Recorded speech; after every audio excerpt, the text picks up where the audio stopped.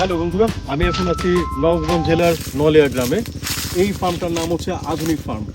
এই আধুনিক ফার্মে অনেক কিছু উৎপাদন হচ্ছে, আপনাদেরকে অল্প অল্প করে দেখাচ্ছি। তার আগে বলে নিই যে এর আগের ভিডিওতে আমি দেখিয়েছি আম বাগান, লিচু বাগান। আজ এসছি আমরা পেয়ারা বাগান এবং ড্রাগন ফলের বাগান। তো পেয়ারাগুলো শেষের দিকে, যদিও থকে থকে অনেক পেয়ারা ধরে আছে, কিন্তু এখন ওদের উৎপাদন তেমন নেই। এগুলো বেসিক্যালি থাই পেয়ারা। এগুলো তো অনেক বড় হয় পেয়ারাগুলো। ভাই একটু আসবেন। ভাই আপনার নাম? আমার নাম রুবেল। রুবেল ভাই হচ্ছে এই পুরো প্রজেক্টের স্বত্বাধিকারী। রুবেল ভাই, আপনার এই বাগান সম্পর্কে আমাদের একটু বলেন।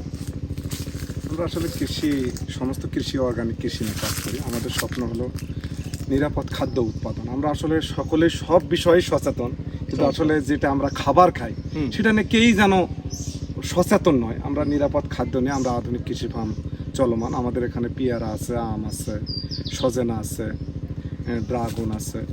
আমাদের মূল প্রোডাক্ট হলো পেঁপে, মাছ আছে। পেঁপে কি এখন অলরেডি উৎপাদন হচ্ছে? চলমান, হ্যাঁ, চলমান। একটা জাত নিয়ে কাজ করতেছি। আর এই পেয়ারাগুলো তাহলে এখন কি হবে? পেয়ারা আসলে গাছের বয়স হয়ে গেছে। আমরা এখন এগুলোর মধ্যে অলরেডি কিন্তু আম বাগান লাগিয়ে দিছি। আমের গাছ দেখতেছেন, আমের বাগান আম অলরেডি ধরেও গেছে গাছে। এখানে এটা কাটে দিয়ে এখানে আম আর পেঁপে হবে। তো আসলে বাগানটা একবার এক সাইডে কাজ করতেছি। সমস্ত বাগান একসাথে কাটে ফেলালে অনেক পর্যটকরা আসে, আসলে ফাঁকা হয়ে যাবে। এই জন্য বাগানগুলো এরকম।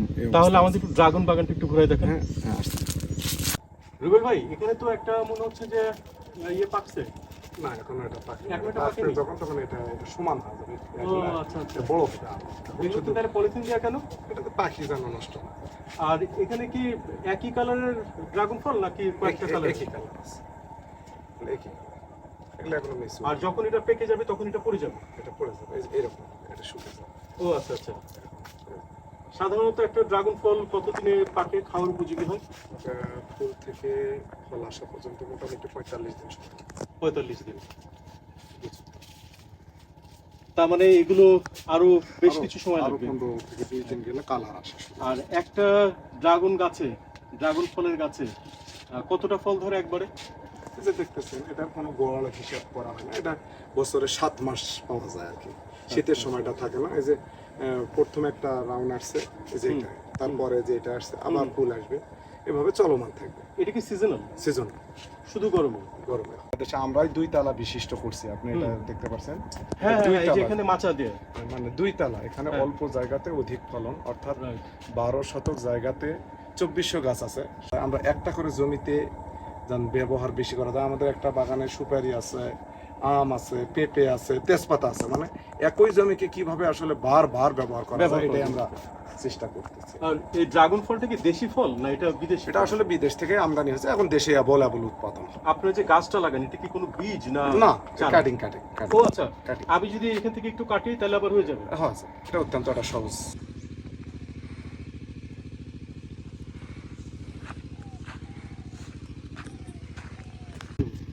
আমরা এখন আছি রুবেল ভাইয়ের সজনা গাছের ফার্মে। এটা হচ্ছে সজনা গাছ, এবং এই সজনা গাছের একটা বৈশিষ্ট্য হলো এটা 12 মাস হয়। 12 মাসে তো এখন, তাই না? এটা আর কতদিন পরে ইয়ে হবে, সজনা ধরবে? অলরেডি এদিকে এই সাইডে ও অলরেডি আসছে না? ফুল অলরেডি চলে আসছে। অলরেডি ফুল চলে আসছে। হয়তো ফলের অপেক্ষা। গাছের বয়স কেবল 3 মাস, আর হয়তো 2-3 মাস লাগবে আর কি।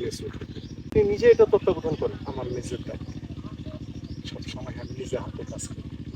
এবং আমরা খুব দেখেন, হ্যাঁ হ্যাঁ, খুব পরিচ্ছন্ন পরিচ্ছন্ন। কৃষিটাকে আসলে আদর করতে হবে। কৃষিটাকে না অবশ্যই, এটা তো বোঝা যায়, কারণ এই গাছটার বয়স কি দেখে মনে হচ্ছে 3 মাসে অলরেডি ফুল চলে হ্যাঁ আসছে। হ্যাঁ হ্যাঁ, আর হয়তো কারণ এখানে যে দাঁড়ায় আছে, এখানে তো দাঁড়ায় একটা আমারই অবস্থা খারাপ হয়ে গেছে।